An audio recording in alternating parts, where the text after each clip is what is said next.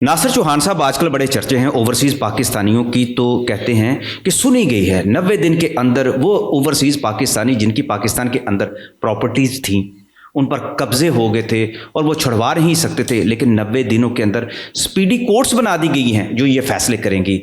ये कानून क्या है, ये कोर्ट्स क्या हैं, प्रोसीजर क्या होगा, किस तरह से ओवरसीज़ पाकिस्तानी अपनी सारी ज़िंदगी की कमाई से ख़रीदी हुई ये जो प्रॉपर्टीज़ हैं वो वापस ले सकेंगे। पंजाब गवर्नमेंट जो है उसने ये बहुत बड़ा इनिशिएटिव लिया है, बहुत बड़ा काम किया है। उसमें काम क्या किया है, Punjab establishment of special courts for overseas Pakistani, ये एक्ट लेके आए 2025 में। इसको थोड़ा सा बैकग्राउंड में हम जाके समझने की कोशिश करते हैं ताकि आपके नाजरीन के लिए ये आसानी हो कि ये है क्या, इसका मकसद क्या है, इसके मुहर्रकात क्या थे, क्यों बनाया गया।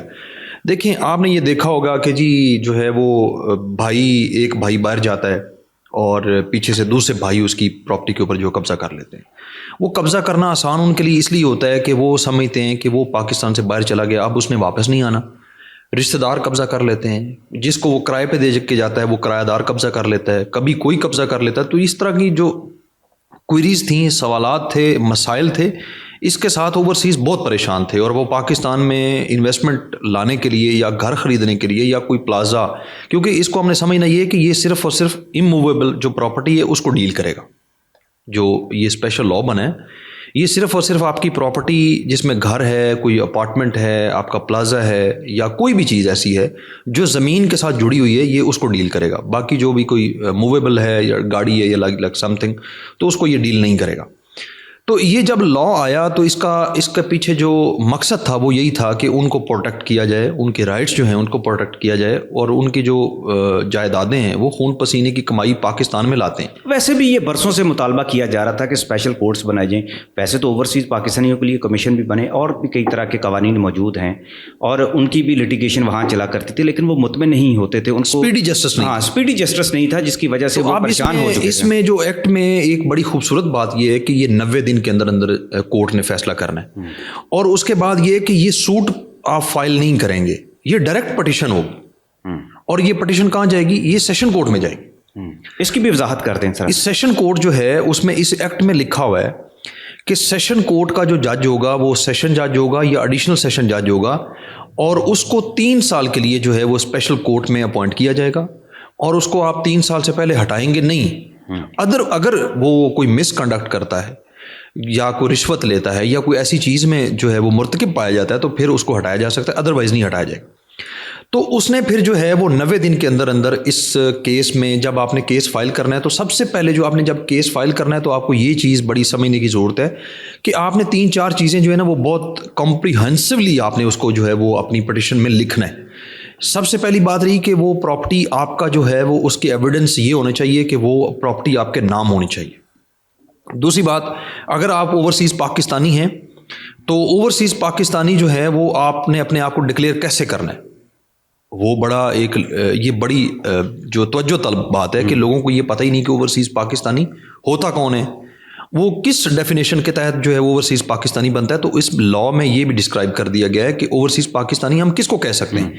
एक चीज़ ये रही कि उसके CNAC उसके पास होना चाहिए, उसके पास पासपोर्ट होना चाहिए, OPF की मेंबरशिप उसके पास होनी चाहिए और उसके बाद जो है वो 182 डेज फिस्कल ईयर जो आपका करंट फिस्कल ईयर होता है जिसमें आपने जो है 182 दिन आपने मुल्क से बाहर गुजारे हो, ये तकरीबन 6 माह से ज़्यादा का अरसा बनता है। फिर जाके जो है वो इस एक्ट में ये बात बड़ी डेफिनेशन पूरी होती है ओवरसीज़ पाकिस्तानी की। बिल्कुल ये क्लियर लिखा हुआ है।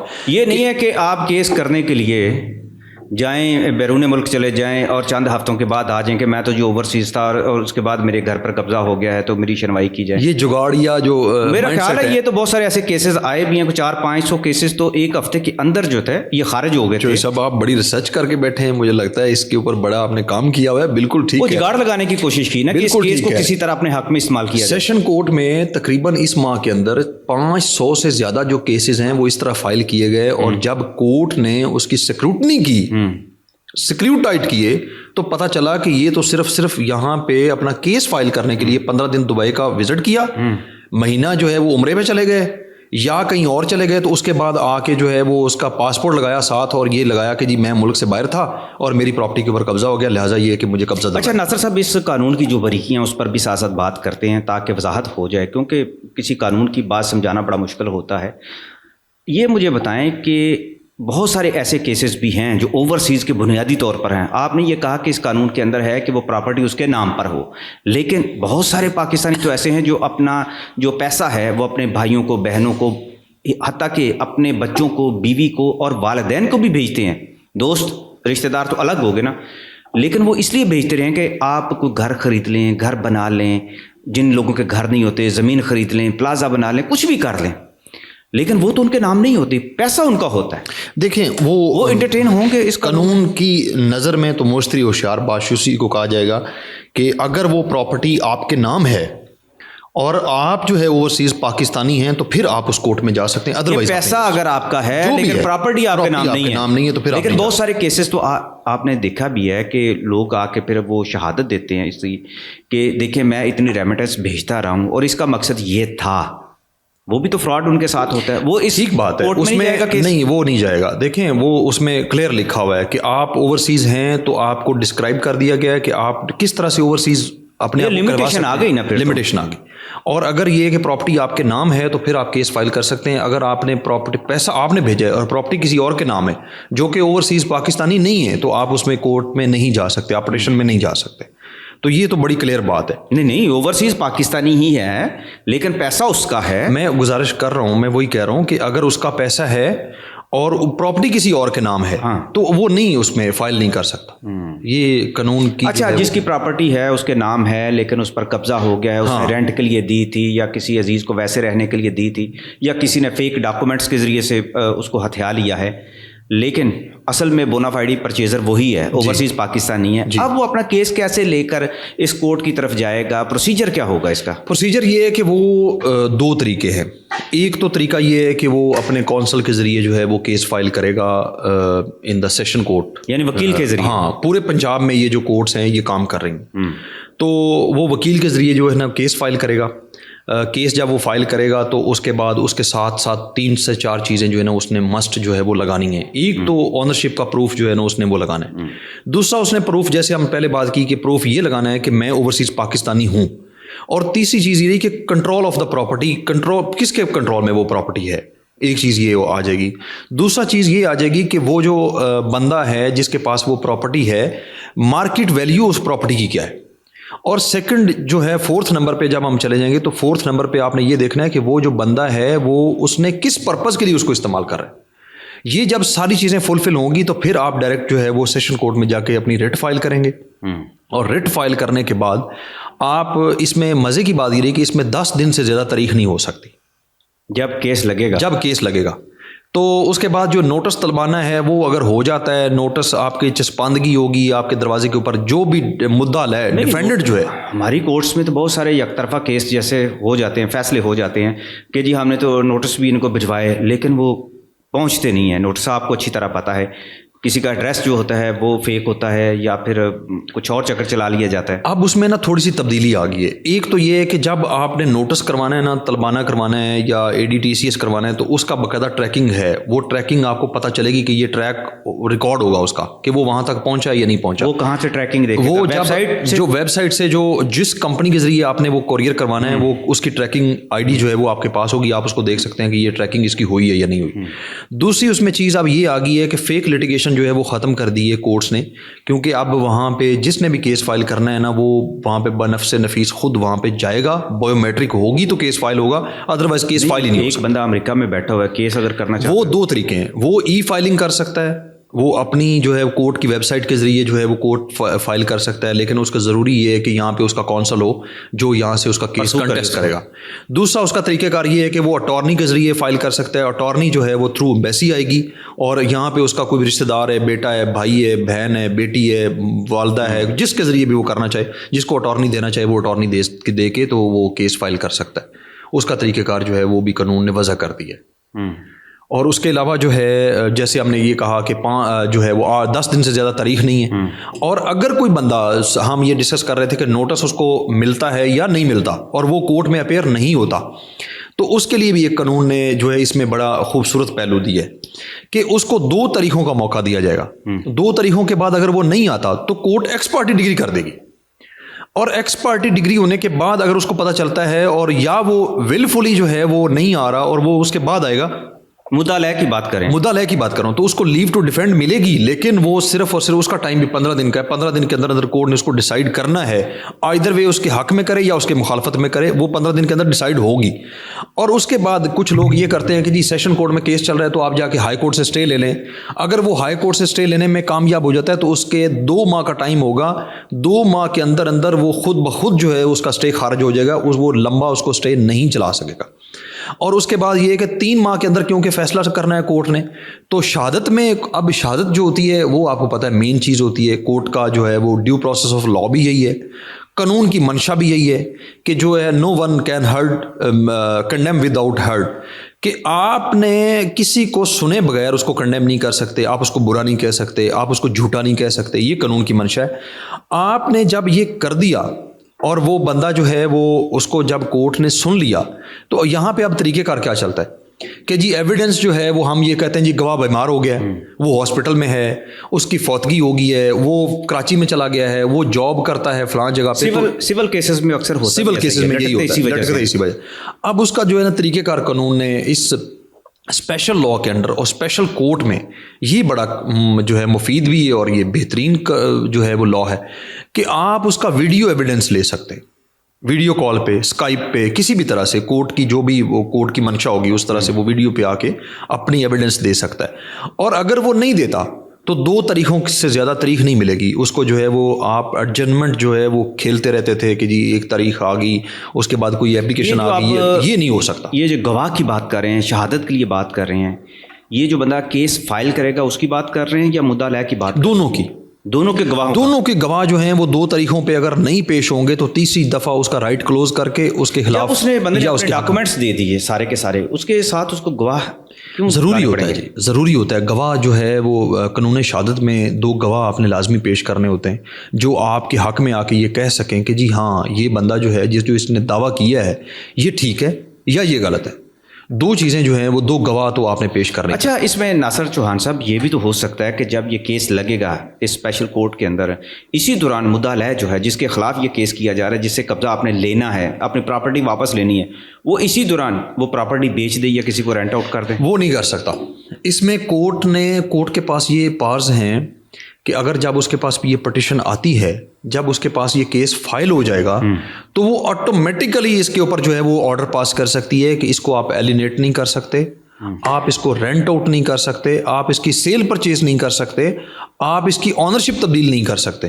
اور اس کام کے لیے آپ خود بھی اپلیکیشن دے سکتے ہیں اور کورٹ خود بھی اپنی اختیارات استعمال کرتے ہوئے بھی آرڈر پاس کر سکتی ہے. تو یہ جو باب ہے اس میں یہ بھی کلوز کر دیا گیا کہ ایسی چیزیں اب نہیں ہو سکیں گی. آپ نے جو ہے وہ کیس فائل کیا تو اس کے بعد جو ہے وہ آپ اس کو ایلینیشن اس کی نہیں ہو سکتی. اچھا, اس میں سیکشن 6 کا بڑا ذکر کیا گیا. سیکشن 6 جو ہے نا اس کا سب سیکشن 1 جو ہے اس کی بڑی جو ہے وہ دھوم ہے اس لا میں. وہ یہ کہ اس کے ذریعے آپ نے کیس فائل کرنا ہے, کیس فائل کرنا ہے, کیس میں آپ نے جو ہے وہ اپنا کیس بنانا ہے, اس کے بعد آپ نے اپنے آپ کو جو ہے وہ بونافائڈ پرچیزر جو ہے وہ ثابت کرنا ہے. اس کے بعد آپ نے یہ ثابت کرنا ہے کہ میری جگہ جو ہے فلاں بندہ اس کے اوپر قابض ہے, اور یہ بھی آپ نے ثابت کرنا ہے کہ جی میں اوورسیز پاکستانی کی ڈیفینیشن کے اوپر میں پورا اترتا ہوں. اور اس کے بعد جو ہے وہ کورٹ نے جو ہے اس سیکشن کے ذریعے جو ہے وہ اس کی پروسیڈنگز چلانی ہے. تو اس لیے جو یہ سیکشن ہے یہ بڑا اسٹرانگ سیکشن ہے, اور اس کا سب سیکشن 1 اگر آپ پڑھیں تو اس میں جو ہے نا بہت سارے اختیارات ہیں کورٹ کے پاس بھی اور مدعی کے پاس بھی. اور ہاں, اگر کوئی مدعا علیہ ڈیفینڈنٹ جو ہے وہ یہ سمجھتا ہے کہ یہ جو کیس فائل کیا گیا یہ غلط ہے تو اسی طرح سے ہی اس کو بھی ڈیفینڈ کرے گا قانون. اچھا, مجھے آپ ایک اور بات بتائیں ذرا. ہمارے ہاں تو آپ کو پتہ ہے جو قبضہ گروپ ہے بڑے شاطر قسم کے لوگ ہوتے ہیں اور قانون کو وکیلوں سے بھی زیادہ سمجھتے ہیں. بہت سارے ایسے لوگ ہیں, اگر کسی نے کسی کی پراپرٹی پر قبضہ کر لیا تھا, غلط طریقے سے اس پر قبضہ کیا یا اپنے ڈاکومنٹس اپنے نام کروا لیے, لیکن وہ بھی اوورسیز ہے, وہ بھی بیرون ملک چلا گیا ہے, اب اسی قانون کا اگر وہ فائدہ اٹھانا چاہتا ہے تو اگلے 7-8 مہینے تک وہ رہتا ہے, بیرون ملک رہتا ہے, واپس آتا ہے, آگے کیس کر دیتا ہے کہ میں ہی اس کا مالک ہوں.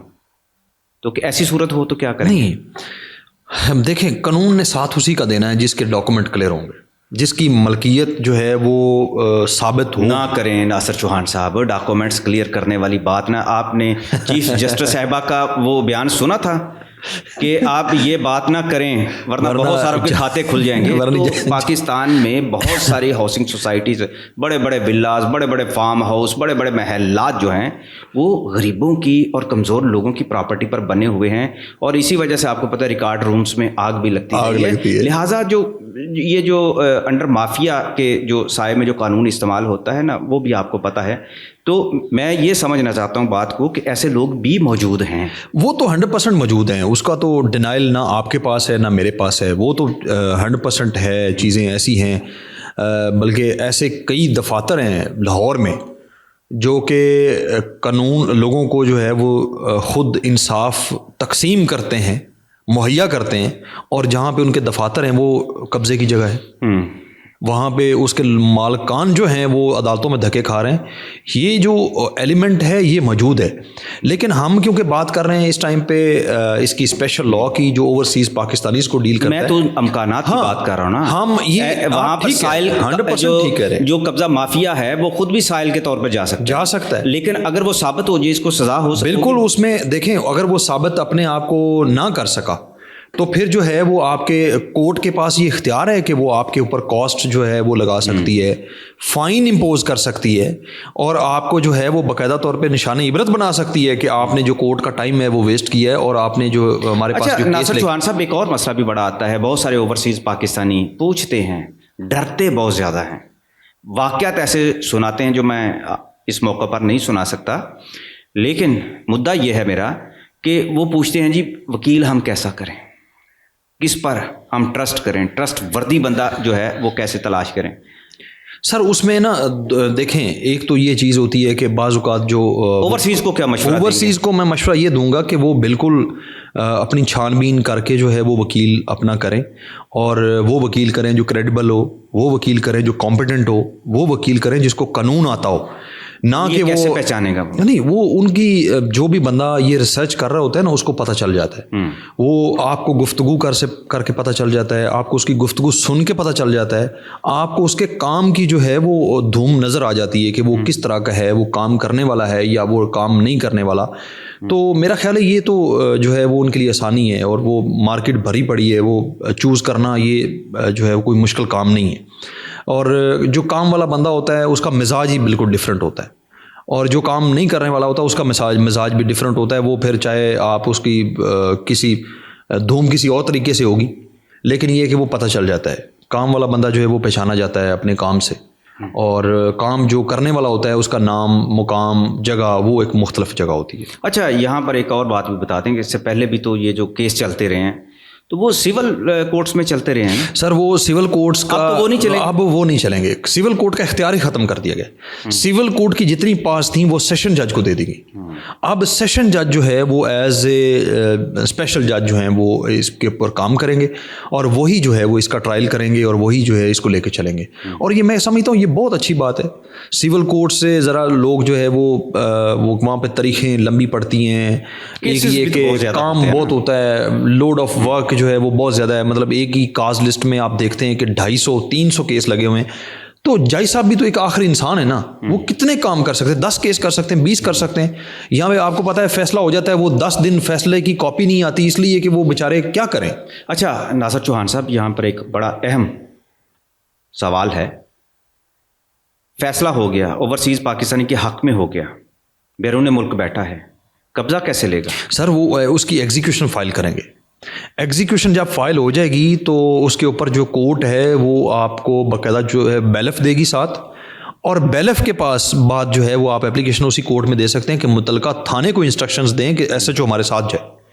ایس ایچ او پھر ساتھ جاتا ہے، اور اس کے بعد بیلف ہوتا ہے. بیلف جا کے اپنی پوری کارروائی لکھتا ہے، وہ قبضہ ہینڈ اوور کرتا ہے، وہ اپنے تالے لگاتا ہے، مالک کے حوالے کرتا ہے، اس کی تصویریں بناتا ہے، اور وہ کورٹ میں جا کے رپورٹ سبمٹ کرتے ہیں.